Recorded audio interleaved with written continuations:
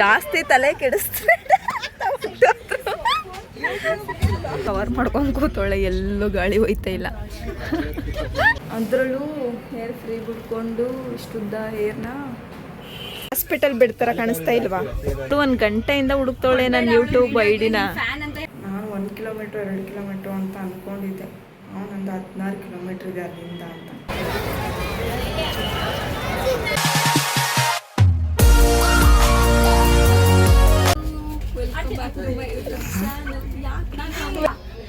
ಇವತ್ತಿನ ಬ್ಲಾಗ್ ಏನಪ್ಪ ಅಂತ ಅಂದ್ರೆ ನೋಡೋಣ ಇವತ್ತಿನ ದಿನ ಎಲ್ಲ ಹೇಗಿರುತ್ತೆ.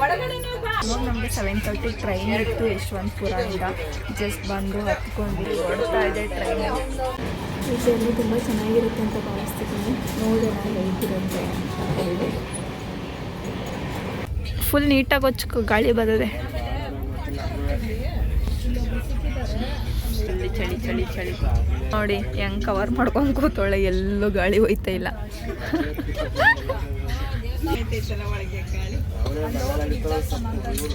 ಟೈಮ್ ಇವಾಗ 8:15, 1 ಅವರ್ ಆಗೈತೆ ಅಷ್ಟು ನಾವು ಜರ್ನಿ ಸ್ಟಾರ್ಟ್ ಮಾಡಿ.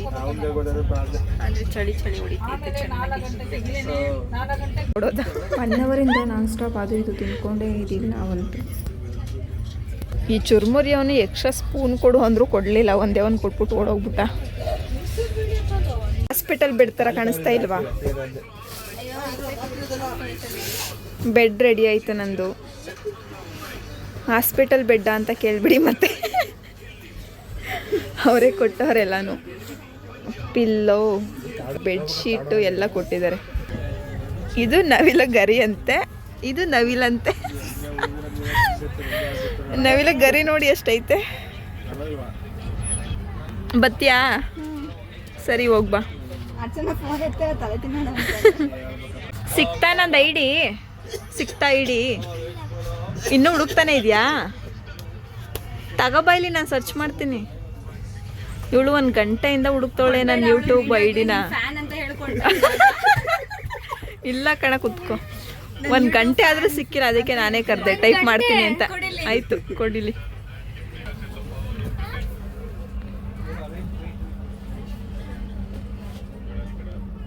ಅಮ್ಮ ತೇಜು .s.j. ನೀನು ಹುಡುಗಿ ಡಾಟ್ ಹೇಳ್ದೆ ಸಿಕ್ತಾ? ಹೇಳ್ದೆ ಕಣೆ ಆಗ್ಲೇ. ನೋಡು, ಹುಡುಗಿ ಕರೆಕ್ಟಾಗಿ ಹೇಳ್ತು. ಸ್ಪೇಸ್ ಕೊಡ್ತೀನಿ, ಇದೇ ಐಡಿ. ಸಬ್ಸ್ಕ್ರೈಬ್ ಮಾಡಬೇಡ, ಬರೀ ಐಡಿ ನೋಡ್ಕೊಂಡು ಬಿಟ್ಬಿಡು. ಸಬ್ಸ್ಕ್ರೈಬ್ ಮಾಡುವ. ಸಬ್ಸ್ಕ್ರೈಬ್ ಮಾಡಬೇಡ. ಮಂತ್ರೆಯಲ್ಲೇ ಇದ್ದಲ್ಲಿ 1 ಚಾಕ್ಲೇಟ್ ಕೊಡಿಸ್ತೀನಿ ನಿಂಗೆ. ಈಗಲೇ ಬ್ಯಾಡ್ವಾ? ಚಿಪ್ಸ್ ಕೊಡಿಸ್ತೀನಿ, ಚಿಪ್ಸ್ ಕೊಡಿಸ್ತೀನಿ. ಓಕೆ ಗೈಸ್, ಮಲ್ಕೊಳ್ಳೋ ಟೈಮ್ ಆಯಿತು. ಬಾಯ್. ಲೈಟ್ ಆಫ್ ಮಾಡಬೇಕು. ಎಲ್ಲಿ ಅದು ಸ್ವಿಚ್ಚು? ಮಧ್ಯ ಎಲ್ಲೋ ನಿಲ್ಲಿಸಿದ್ರು, ಅದಕ್ಕೆ ಆಚೆ ಬಂದ್ವಿ ನೋಡೋಣ ಅಂತ. ಟೈಮ್ 12:30 ಆಗಿದೆ. ಎಲ್ರಿಗೂ ನಿದ್ದೆ ಬಂದಿದೆ, ನಮಗೆ ಮಾತ್ರ ನಿದ್ದೆ ಬಂದಿಲ್ಲ. ಬರೀ ನಗಾಡ್ಕೊಂಡೇ ಇದ್ದೀವಿ. 7:30 ಹತ್ಕೊಂಡಿದ್ದು ಟ್ರೈನ್. ನಾವು 7:30 ನಾನ್ ಸ್ಟಾಪ್ ತಿನ್ನೋದು ನಗದು. ಎಲ್ಲರೂ ಅದೆಷ್ಟು ಬೈಕೋತವ್ರೋ ನಮಗಂತೂ ಗೊತ್ತಿಲ್ಲ, ಅಷ್ಟು ನಗ್ತಾ ಇದ್ದೀವಿ. ಫೈನಲಿ ನಮ್ಮ ಸ್ಟಾಪ್ ಬಂತು, ಇಳ್ಕೊಂಡು. ಟೈಮ್ 1:30 ಆಗಿದೆ. ಆಚೆ ಹೋಗ್ತಾ ಇದ್ದೀವಿ. ಟ್ರೈನಲ್ಲಿದ್ದು ಜನ ಎಲ್ಲ ಇಲ್ಲೇ ಬರ್ತಿದ್ದಾರೆ. ಮೋಸ್ಟ್ಲಿ ಎಲ್ಲರೂ ಇಲ್ಲಿಗೆ ಬರ್ತಿದ್ರು ಏನೋ. ಮೋಸ್ಟ್ಲಿ ನಾಳೆ ಥರ್ಸ್ಡೇ ಅಂತ ತುಂಬ ರಶ್ ಇರುತ್ತೆ.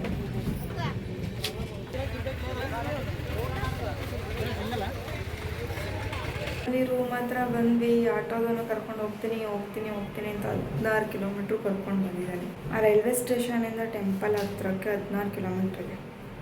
ನಾನು 1 ಕಿಲೋಮೀಟ್ರ್ 2 ಕಿಲೋಮೀಟ್ರ್ ಅಂತ ಅಂದ್ಕೊಂಡಿದ್ದೆ. ಅವನೊಂದು 16 ಕಿಲೋಮೀಟ್ರ್ ಇದೆ ಅಲ್ಲಿಂದ ಅಂತ.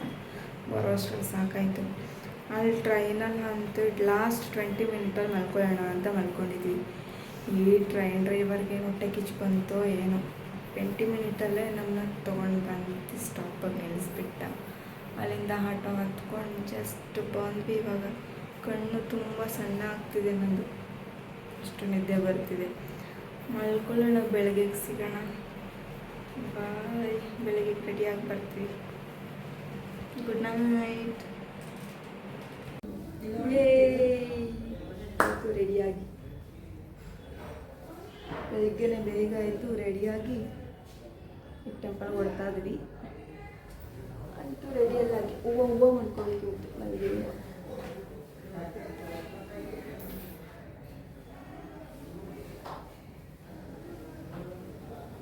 ಹೇಗಿದೆ ಲುಕ್ಕು?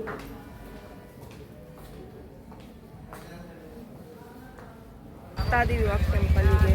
ನಾವಿದ್ದಿದ್ದು 300 ಮೀಟರ್ ದೂರದಲ್ಲಿ ಇರೋದು ದೇವಸ್ಥಾನ. ಸೊ ನಡ್ಕೊಂಡು ಹೋಗ್ತಾ ಇದ್ದೀವಿ.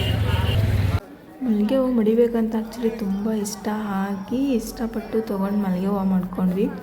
ಮಲ್ಲಿಗೆ ಹೂವು ಲಾಸ್ಟ್ ಮಾಡ್ಕೊಂಡಿದ್ದು ನೆನಪೇ ಇಲ್ಲ, ತುಂಬ ವರ್ಷಗಟ್ಲೆ ಆಯ್ತು ಅನಿಸುತ್ತೆ. ಮುಡ್ದೇ ಇರಲಿಲ್ಲ. ಏನಕ್ಕೆ ಹಾಕೊಳ್ಳಲ್ಲ ಅಂತ ಅಂದರೆ ಅದು ಏರಿಗೆಲ್ಲ ಸುತ್ತಾಕೋಬಿಡುತ್ತೆ ಬೇಗ ಬೇಗ. ಅದಕ್ಕೆ ಆಲ್ಮೋಸ್ಟ್ ನಾವು ಹೂವನ್ನೇ ಮಡಿಯಲ್ಲ, ಇದ್ರೂ ಮಡಿಯೋದೇ ಇಲ್ಲ. ಹೂವು ಮಾಡ್ಕೊಂಡು ರಾಯರ ದರ್ಶನಕ್ಕಂತ ಹೊರಟ್ವಿ. ಥರ್ಸ್ಡೇ ಆಗಿರೋದ್ರಿಂದ ತುಂಬ ಜನ ಇದ್ದರು. ಎಲ್ಲರೂ ತಳ್ಳಾಡ್ತಾಯಿದ್ರು ಆ ಕಡೆ ಈ ಕಡೆ ಈ ಕಡೆ ಈ ಕಡೆ ಅಂತ. ನಾನು ಸ್ವಲ್ಪ ಜಾಗ ಮಾಡ್ಕೊಂಡು ಮಧ್ಯದಲ್ಲಿ ಸ್ವಲ್ಪ ಸೇಫಾಗಿ ನಿಂತಿದ್ದೆ.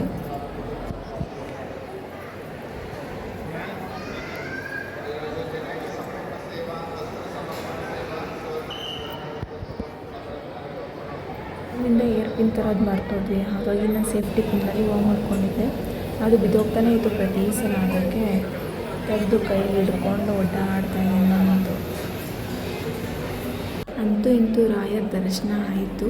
ಅಕ್ಷತೆ ಈಸ್ಕೊಂಡು ಹಾಗೆ 10 ನಿಮಿಷ ಕೂರೋಣ ಅಂತ ಕೂತಿದ್ದೀವಿ.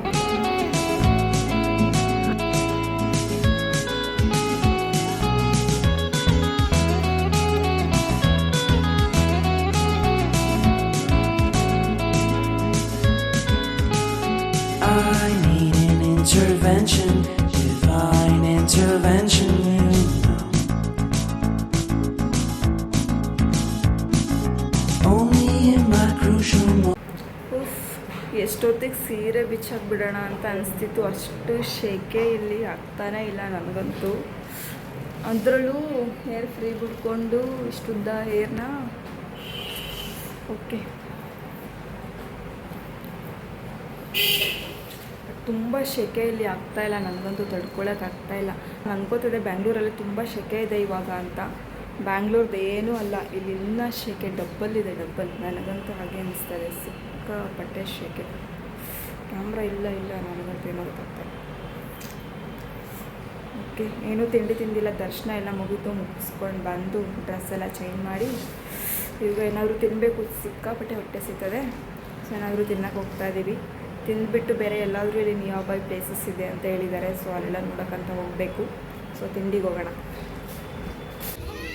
ಮತ್ತು ನಾವು ಬ್ರೇಕ್ಫಾಸ್ಟ್ ಮುಗಿಸ್ಕೊಂಡು ಹೊರಟಿದ್ದು ಇಲ್ಲಿ ಬಿಚ್ಚಲಮ್ಮ ದೇವಸ್ಥಾನ ಅಂತ. ಇಲ್ಲಿಗೆ ಬಂದ್ವಿ. ಚಿಕ್ಕ ದೇವಸ್ಥಾನ ಬಟ್ ಚೆನ್ನಾಗಿದೆ. ಈ ದೇವಸ್ಥಾನ ಪೂರ್ತಿ ಆ್ಯಕ್ಚುಲಿ ಬಾಳೆಹಣ್ಣು ಮತ್ತು ಬೆಲ್ಲದಿಂದನೇ ಕಟ್ಟಿದಾರಂತೆ. ಸೊ ಚೆನ್ನಾಗಿದೆ. ಮತ್ತು ರಾಯರು ಇಲ್ಲಿ 13 ವರ್ಷ ಇದ್ರಂತೆ. ಈ ದೇವಸ್ಥಾನದ ಕೆಳಗಡೆ ಇಲ್ಲೊಂದು ಹರಳಿ ಕಟ್ಟೆ ಇದೆ. ಹರಳಿ ಕಟ್ಟೆ ಮೇಲೆ ಕೂತ್ಕೊಂಡು ರೆಗ್ಯುಲರಾಗಿ ಜಪ ಮಾಡ್ತಿದ್ರಂತೆ. ಅದು ಬಂದು ಏಕಶಿಲಾ ಬೃಂದಾವನ ಅಂತ ಮಾಡಿದ್ದಾರೆ ರಾಯರ್ದು. ಮತ್ತು ಹಿಂದೆನೇ ತುಂಗಭದ್ರಾ ನದಿ ಕೂಡ ಹರಿತಾ ಇದೆ. ಆ್ಯಕ್ಚುಲಿ ಇವಾಗ ಬೇಸಿಗೆ ಆಗಿರೋದ್ರಿಂದ ತುಂಬ ನೀರಿಲ್ಲ, ತುಂಬ ವಾಟರ್ ಲೆವೆಲ್ ಕಮ್ಮಿ ಆಗಿದೆ. ಮತ್ತು ನೀಟಾಗಿ ಮೇಂಟೈನ್ ಮಾಡಿದ್ದಾರೆ. ಯಾರನ್ನೂ ಜನನ ಒಳಗಡೆ ಬಿಡ್ತಿಲ್ಲ. ಹಾಗಾಗಿ ತುಂಬ ನೀಟಾಗಿ ಮೇಂಟೈನ್ ಮಾಡಿದ್ದಾರೆ. ನಮ್ಮ ಜನನೇನಾದರೂ ಇದ್ರೊಳಗಡೆ ಬಿಟ್ಟಿದ್ರೆ 3 ದಿನಕ್ಕೆ ಗಲೀಜು ಮಾಡಿ ಧ್ವಂಸ ಮಾಡಿಬಿಟ್ಟು ಹೋಗ್ಬಿಡ್ತಿದ್ರು. ಎಲ್ಲೋದ್ರೂ ನಮ್ಮ ಜನ ನೀಟ್ನೆಸ್ಸೇ ಮೇಂಟೈನ್ ಮಾಡಲ್ಲ, ಅಷ್ಟು ಗಲೀಜು ಮಾಡಿರ್ತಾರೆ. ಬಟ್ ಇಲ್ಲಿ ನೀಟಾಗಿ ಏನೋ ಗುಂಪಲ್ಲಿ ಏನೋ ಮಾಡ್ತಿದ್ದಾರೆ ಅಂತ ಹೋದ್ವಿ. ಆದರೆ ಅಲ್ಲಿ ರಾಯರ್ದು ಸ್ವಲ್ಪ ಸ್ಟೋರಿನ ಹೇಳ್ತಾಯಿದ್ರು. ವೃಕ್ಷ ಎಲ್ಲ ಬಿಟ್ಟೋಗಿದೆ. ಆ ವೃಕ್ಷಕ್ಕೆ ನಮಗೆ ತೂಗಿ ಹಾಕ್ತಾರೆ ಮಕ್ಕಳು ತಂದಿರ್ತಕ್ಕಂಥ ಅಕ್ಕಿ ಮತ್ತು ಬೆಳೆಯನ್ನು. ಆಮೇಲೆ ಅಪ್ಪಣಾಚಾರ ಏನು ಮಾಡ್ತಾರೆ, ರುದ್ರ ನರಸಿಂಹಸ್ವಾಮಿ ಅದರ ಪೂಜೆ ಅಭಿಷೇಕ ಮಾಡಿ ಈಗ ಆಂಜನೇಯ ಸ್ವಾಮಿ ಕಾಣ್ತಾ ಇದೆಯಾ, ಇದೇ ಆಂಜನೇಯ ಸ್ವಾಮಿ ಅಪ್ಪಣಾತರ ಪೂಜೆ ಮಾಡಿ ಅಭಿಷೇಕ ಮಾಡ್ತಾರೆ. ಅಭಿಷೇಕ ಮಾಡಿರ್ತಕ್ಕಂಥ ತೀರ್ಥ ಅಪ್ಪಣಾತರಿಗೆ ಪ್ರೋಕ್ಷಣೆ ಮಾಡ್ತಾ ಇದ್ದಾರೆ. ಅದೇನಾಗ್ತಾ ಇತ್ತು ಅಂದರೆ ಪ್ರೋಕ್ಷಣೆ ಮಾಡಿದ ತಕ್ಷಣವೇ ಅಭಯಾದ ಬಿಸಿ ಬಿಸಿಯಾಗಿ ಅನ್ನ ಆಗ್ತಾ ಇತ್ತು. ಆ ತಾಣಕ್ಕೆ ಭಿಕ್ಷಾಲಯ ಅಂದರೆ ರಾಘವೇಂದ್ರ ಸ್ವಾಮಿ ಅವರು ಇಲ್ಲಿ ಬಂದು 13 ವರ್ಷಗಳ ಕಾಲ ಇಲ್ಲಿ ಇದ್ದರು ಅಪ್ಪಣಾಚಾರ ಜೊತೆಯಲ್ಲಿ. ಆ 13 ವರ್ಷ ಇದ್ದ ಕಾಲದಲ್ಲಿ ಈ ಬೃಂದಾವನ ಕಾಣ್ತಾ ಇದೆಯಾ, ಈ ಜಾಗದಲ್ಲಿ ಸಾಕ್ಷಾತ್ ರಾಯರ ಕೂತ್ಕೆ 13 ವರ್ಷಗಳ ಕಾಲ ಹೋಮ ಜಪ ತಪ ಮಾಡ್ತಕ್ಕಂಥ ಸ್ಥಳ. ಇದಕ್ಕೊಂದು ಮಾಮೂಲಿ ಜಾಗ ಅನ್ಕೋಬೇಡಿ, ತುಂಬ ಜಾಗೃತವಾದ ಸ್ಥಳ ಇದು. ಇಲ್ಲಿ ನೋಡ್ತಕ್ಕಂಥ ಬೃಂದಾವನ ಅಪ್ಪಣ್ಣಾಚ ಬೃಂದಾವನ ಅಲ್ಲ, ಇದು ಅಪ್ಪಣ್ಣಾಚ ಪ್ರತಿಷ್ಠಾಪನೆ ಮಾಡಿದ ರಾಯರ ಏಕಶಿಲಾ ಬೃಂದಾವನ. ಇವತ್ತಿಗೂ ಬೆಳಗ್ಗೆ 4:15 ಸುಮಾರು ಅಪ್ಪಣ್ಣಾಚರ ಮತ್ತು ರಾಯರು ದೇವಸ್ಥಾನಕ್ಕೆ ಹೋಗುವಾಗ ನಮಗೆ ಮಧ್ಯೆ ಈ ಬ್ರಿಡ್ಜ್ ಸಿಗುತ್ತೆ. ತುಂಬ ಉದ್ದ ಇದೆ. ಮೋಸ್ಟ್ಲಿ ಇದು ತುಂಗಭದ್ರಾ ನೀರು ಕೆಳಗಡೆ ಹರಿಯುತ್ತೆ ಅನಿಸುತ್ತೆ. ನದಿ ಮಾತ್ರ ಎಲ್ಲ ಫುಲ್ ಬರ್ಡ್ ಆಗೋಗಿದೆ. ಬಟ್ ಇದು ಬ್ರಿಡ್ಜ್ ಮರ ತುಂಬ ಉದ್ದ ಇದೆ. ಅಲ್ಲಿಂದ ನಾವು ಬಂದಿದ್ದು ಪಂಚಮುಖಿ ಆಂಜನೇಯ ಟೆಂಪಲ್ಗೆ. ಅಲ್ಲಿದ್ದು ಬಿಸಿಲಿಗೆ ಮತ್ತು ಸೆಕೆಗೆ ನನಗಂತೂ ವೀಡಿಯೋ ಮಾಡ್ಕೊಳಕ್ಕಾಗಲೇ ಇಲ್ಲ. ಅಲ್ಲಿಂದ ಈಗೇನು ರೂಮಿಗೆ ಬಂದು ರೂಮಲ್ಲಿ ಸ್ವಲ್ಪ ಹೊತ್ತು ರೆಸ್ಟ್ ಮಾಡಿ ಚೆಕ್ಔಟ್ ಆದ್ವಿ. ಈವ್ನಿಂಗು ಚೆಕ್ಔಟ್ ಮಾಡ್ಕೊಂಡು ಟೆಂಪಲ್ ಹತ್ರ ಬಂದ್ವಿ. ಮಾರ್ನಿಂಗಿಂದ ನೈಟ್ ವ್ಯೂ ತುಂಬಾ ಚೆನ್ನಾಗಿತ್ತು. ಫುಲ್ ಲೈಟಿಂಗ್ಸ್ ಎಲ್ಲ ಇತ್ತಲ್ಲ, ಅದು ತುಂಬ ಚೆನ್ನಾಗಿತ್ತು. ಹಾಗೂ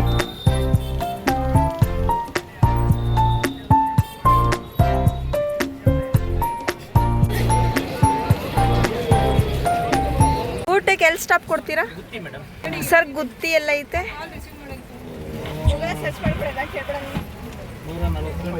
140 ಕಿಲೋಮೀಟ್ರಾ? ಅಷ್ಟರಲ್ಲಿ ಹೋಟೆಲ್ ಕ್ಲೋಸ್ ಆಗಿರಲ್ವಾ? ಸರಿ 140 ಕಿಲೋಮೀಟ್ರ್ ಅಂದರೆ 3 hours ಆಗುತ್ತೆ. ನಿಮ್ಗೆ ಹೊಟ್ಟೆ ಹಶ್ವಾಗಲ್ವಾ? ಜಾಸ್ತಿ ತಲೆ ಕೆಡಿಸ್ತಾರೆ. ಮಳೆ ಮಳೆ ಮಳೆ ಹೋಗ್ತಾ ಹೋಗ್ತಾ ಮಳೆ ಸುರಿಸ್ಬಿಟ್ಟು ಹೋಗ್ತಾ ಇದೀವಿ ನಾವೆಲ್ಲ. ಹೌದು, ಹೆಂಗೆ ನಾವು ಪವರ್ಫುಲ್ ಅಮ್ಮ? ಏನು ಸುಮ್ಮನೆ ಅನ್ಕೊಂಡಿದ್ಯಾ?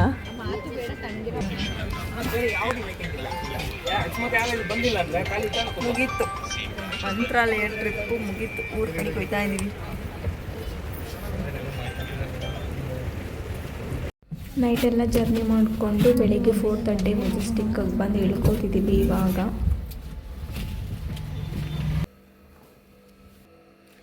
ಫೈನಲಿ ಮನೆಗೆ ಬಂದ್ವಿ. 5:30 ಆಗಿದೆ ಟೈಮ್.